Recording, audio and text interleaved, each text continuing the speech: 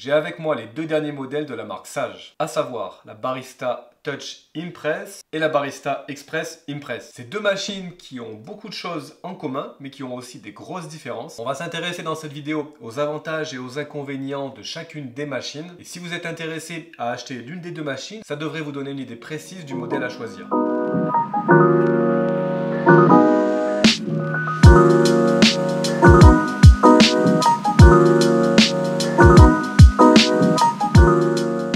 Salut, c'est Colin du site Café Lista. On va donc s'intéresser aujourd'hui à deux machines qui nous assistent dans la préparation de l'expresso. Il y a quelques mois, je vous présentais donc la Sage Barista Express Impress et depuis est sorti un nouveau modèle, la Touch Impress. On va regarder ensemble de plus près les questions de design, quels sont les éléments communs aux deux machines, les différences, mais tout d'abord, parlons de prix. Les deux machines ont une différence de prix assez significative puisque l'Express Impress se trouve autour de 800-830 €, alors qu'on trouve la Touch Impress aux environs de 1300 €. Comme je vous le disais en introduction, les deux machines ont beaucoup de points communs, à commencer par la forme et le design. Bien que, je pense que vous pouvez le voir, la Barista Touch Impress a un design un petit peu rafraîchi, les angles ont été arrondis et ça nous donne avec l'écran tactile un très beau mélange, je trouve, qui allie un peu la tradition de la machine expresso avec un design un peu plus moderne. De l'autre côté, on a ici le design plus classique des machines Sage, mais globalement, comme vous pouvez le voir, le moulin placé au même endroit, on a quand même de très fortes similarités entre les deux. Un des éléments le plus important qu'on retrouve sur les deux machines, c'est donc le système Impress, Impress Puck.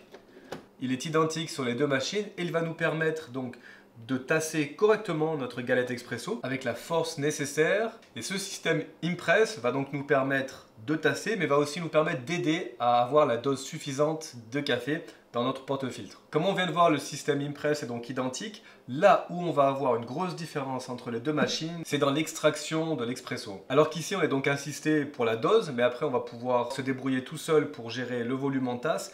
Et autre point important, on va aussi se débrouiller tout seul pour régler le moulin. Un moulin qui se règle donc sur 25 positions et pour lequel on ne sera pas assisté. Alors qu'avec la Touch Impress, la machine va nous guider pour régler le moulin correctement. Alors attention, le moulin ne se règle pas automatiquement, on a toujours une molette ici sur le côté, mais la machine va nous indiquer quels sont les réglages qu'elle pense être les plus adéquats pour avoir une bonne extraction de l'expresso. Et elle y arrive très bien.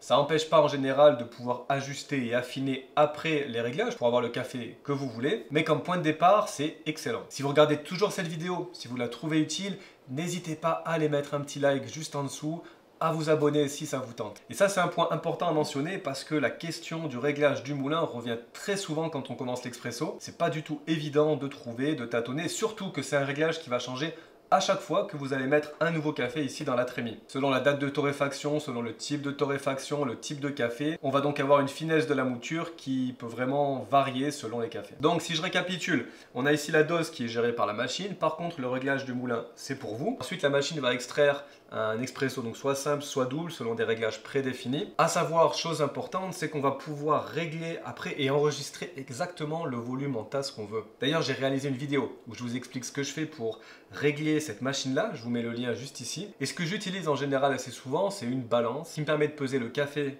dans le porte-filtre et ensuite dans la tasse. A l'inverse, sur la Barista Touch Impress, elle va donc nous aider pour la dose, pour le tassage, pour le réglage du moulin et aussi pour l'extraction. C'est-à-dire que la machine va calculer à chaque fois quel va être le bon volume de café à mettre en tasse. Et ça change à chaque fois et ça va dépendre de la finesse de la mouture et du type de café. En général, là aussi, les réglages sont plutôt très bons au départ. La machine fait vraiment du bon boulot. Mais comme je vous le disais pour la mouture, ça n'empêche pas après d'aller ajuster. Et là, il y a une différence notable entre les deux, c'est qu'ici, on a des pré-réglages en termes de volume, mais qu'on va pas pouvoir enregistrer le volume exact de café qu'on veut. On a quand même plusieurs plages de réglages et en général, ça devrait satisfaire à peu près tout. Mais si vous voulez aller dans des réglages encore plus précis, ça peut être intéressant d'utiliser là aussi une balance. Donc pour résumer, en termes de préparation de l'expresso, on pourrait dire qu'on a ici une machine qui nous assiste et que ici c'est nous qui allons assister la machine. On a ici, on pourrait dire, une semi-automatisation, alors qu'ici on est sur une automatisation quasi complète. Un élément important que je voulais mentionner qu'on retrouve ici, c'est la possibilité de passer en mode manuel. On va donc pouvoir gérer la dose, on va pouvoir gérer tous les paramètres comme on veut, ce qui est présent sur la Touch Impress mais qui n'est pas aussi ergonomique. Et puis très honnêtement, je trouve que la machine n'est pas vraiment faite pour ça. Un petit mot maintenant sur le temps d'allumage et le système de chauffe des machines. On a ici un thermojet, c'est celui qui équipe aussi la Bambino. Ça veut dire que votre machine va être prête en 3 secondes après après allumage. Et non, c'est pas un coup marketing, la machine est vraiment prête en 3 secondes. A l'inverse, ici on a un système thermocol qui est un petit peu différent. Votre machine va être prête entre 30 et 40 secondes après avoir appuyé sur le bouton. Donc on n'est pas sur des différences énormes. Un petit mot maintenant sur la pré-infusion, c'est une option qu'on retrouve sur l'Express Impress qu'on n'a pas sur la Touch Impress. Le gros avantage de cette machine, c'est qu'on va pouvoir réaliser une pré-infusion et qu'elle ne sera pas limitée dans le temps. On va pouvoir garder notre doigt appuyé sur une des touches pour l'expresso. Et si on veut une pré-infusion de 10 secondes, il n'y a pas de problème. Et à partir du moment où on enlève le doigt, la pompe va se mettre en marche. C'est sûr que de retrouver l'option de pré-infusion sur cette machine aurait été appréciable. En même temps, vu ses caractéristiques, le public qui est visé, c'est peut-être une option qui n'aurait pas été beaucoup utilisée. Et donc là, on a aussi un point important de différence entre les machines. Le résultat en tasse entre les deux machines sera toujours très bon. Mais au final, cette machine, pour moi, serait vraiment pour les gens qui veulent la qualité d'un expresso, mais qui n'ont vraiment pas envie de s'embêter du tout avec les réglages. Et ça se comprend, puisque, je vous le dis souvent, hein, mais l'extraction de l'expresso, c'est quelque chose qui n'est pas évident. Alors que de l'autre côté, avec l'Express Impress, on est quand même assisté, mais on va pouvoir se pencher un peu plus sur les différents réglages, passer en manuel si on veut pour régler la dose, et donc pouvoir mettre un petit peu les mains dans le cambouis, pouvoir ajuster, pouvoir utiliser la pré-infusion, tout en ayant une assistance pour le temper. Comme on vient de le voir, on a des différences qui sont assez importantes en termes d'extraction du café. On va regarder maintenant les bus vapeur, et là aussi vous pouvez le voir, on a déjà de grosses différences. La bus vapeur sur la Touch Impress s'appelle Automilk, et elle est automatisée, c'est-à-dire que vous allez avoir le choix de l'utiliser de manière manuelle, comme une bus vapeur classique, en la faisant passer comme ça.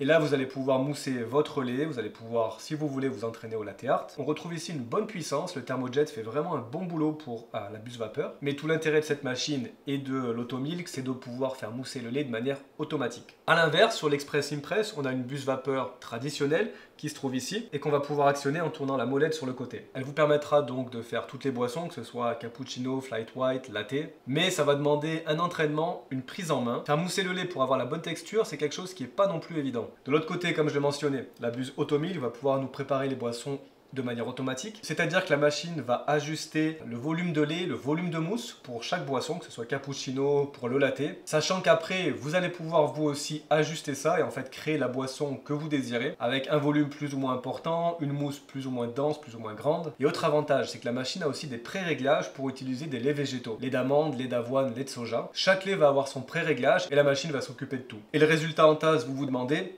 l'Automilk fait vraiment un excellent travail, c'est vraiment impressionnant ce que la machine arrive à faire. De l'autre côté ici, tout va dépendre du barista, tout va dépendre de vos connaissances. Entre les deux, là on a une différence qui est quand même très claire et nette. On a vraiment un système ici qui est entièrement automatisé, mais qu'on peut passer en manuel. De l'autre côté, on a une buse vapeur manuelle. J'espère que vous commencez à y voir un petit peu plus clair entre les deux modèles. Et souvent, on m'a posé des questions, alors laquelle choisir? Au final, la décision dépend vraiment de ce que vous voulez. Évidemment, il y a la question du budget, puisque celle-là est quand même bien moins chère. Mais je pense que c'est pas tout. Si vous êtes intéressé par l'expresso, vous avez envie d'apprendre, vous avez envie peut-être de jouer un petit peu avec les paramètres, mais qu'en même temps, vous avez envie d'avoir une machine qui va vous assister un peu, l'Express Impress est idéal. A l'inverse, si vous étiez intéressé par exemple par une machine à grains, une machine entièrement automatique, mais que vous recherchiez un véritable expresso, dans ce cas-là, cette machine est idéale. Et d'ailleurs, il n'y a pas sur le marché actuellement une machine qui permet de faire aussi bien. Si vous voulez le tout automatique sans vous embêter, ce sera celle-là que je recommanderais. Si vous avez des questions sur les deux machines, si vous avez des astuces à partager, n'hésitez pas à les mettre ça en commentaire juste en dessous. Je vous souhaite comme d'habitude une très bonne journée, une bonne semaine. Je vous dis à bientôt.